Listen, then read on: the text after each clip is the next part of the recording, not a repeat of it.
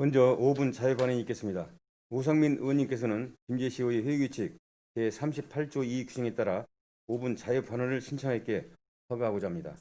우상민 의원님 발언대로 나오셔서 제출하신 발언 요지에 벗어나지 않는 범위 내에서 발언하여 주시기 바랍니다.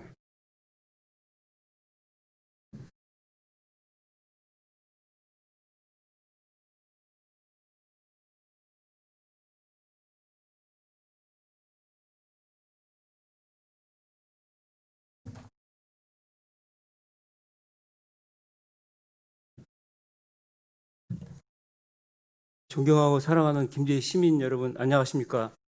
김제시 의회 오상민 의원입니다.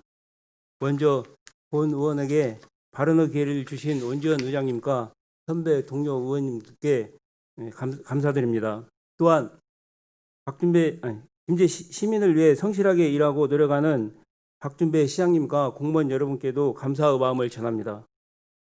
빠르게 변하는 행정 환경에 현대적으로 대응하기 위해서는 김제시 시민의 생활, 복지, 안전 등 시민의 삶과 밀접하게 관련된 행정 분야의 지표화가 필요하며 분야별 행정 지표는 김제 시민의 정책 수요를 객관적으로 예측하여 정책 수립에 반영할 수 있습니다. 스마트 정부형 정보화 3.0 운영 패러다임에 따라 소유자 중심의 맞춤형 행정 서비스와 데이터를 활용한 과학 행정이 행정안전부 데이터 기반 행정법이 제정 공포로 탄력을 받고 있습니다.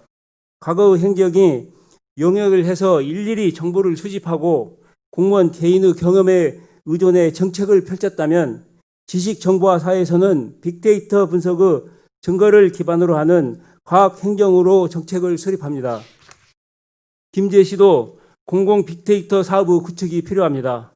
공공 빅데이터 사업은 데이터 기반 과학적 행정 실현을 위해 시민의 관심과 생활행정, 지방행정 수요가 높고 파급 효과가 높은 분야를 표준화하여 공공기관의 빅데이터 분석, 업무 효율성을 향상시키고 예산을 절감하기 위한 목적으로 추진합니다. 공공부문에서 축적된 빅데이터를 분석하고 활용하면 다양한 편익과 기대 효과를 창출하게 되며 특히 지역별, 연령별 맞춤형 민원 서비스를 통하여 시민을 위한 서비스의 질을 높이고 정책 의제 발굴을 위한 비용과 시간을 절약하여 예산을 절감할 수 있으며 빅데이터 분석을 통한 가시적인 정책 효과 예측으로 시민의 수요에 부응하는 공공 서비스를 제공함으로써 김제시 정책 운영의 효과성을 향상시킵니다. 또한 환경, 교통 등의 분야에서 빅데이터를 활용하여 사회적 비용을 절감할 수 있으며 합리적 정책을 수립하고 집행하며 위기 대응 능력 향상, 공공 업무 효율성 제고, 공공기관과 김제시의 투명성 제고, 정보 비대칭 해소, 민간 공공의 융합 지식을 민간에 개방 공유하여 다양한 비즈니스 창출 및 산업 활성화에 이바지합니다. 공공 빅데이터 사업을 구축하고 행정 수요 조사를 활용하는 것은 행정과 시민이 쌍방향 및 협력적인 관계로 정부 3.0에 부합하는 과학 행정의 실현입니다. 한정된 예산을 어디에 어떻게 쓸 것인가는 중요합니다.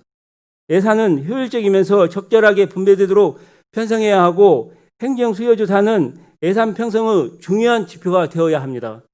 고 박원순 시장은 행정 수요 조사를 통해 그 지역의 행정 수요에 따라 각각의 지하철 입구마다 공약 사항을 다르게 현수막을 걸었다고 합니다. 주민의 행정 수요를 파악해서 사는 지역에 적합하게 시정을 펼쳤던 것입니다.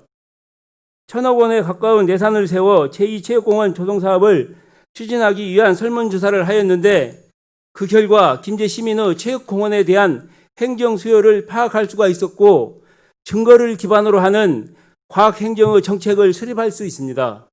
김제 시민운동장 이용 경험자들의 주된 이용 목적은 수원지, 문화공원 등 휴식, 산책이 55.7%로 가장 높았으며 그 다음으로 집행성 시네마 10%, 실내 체육시설 9.8 순으로 나타나 주로 휴식과 산책을 위해 이용하는 것으로 조사되었습니다.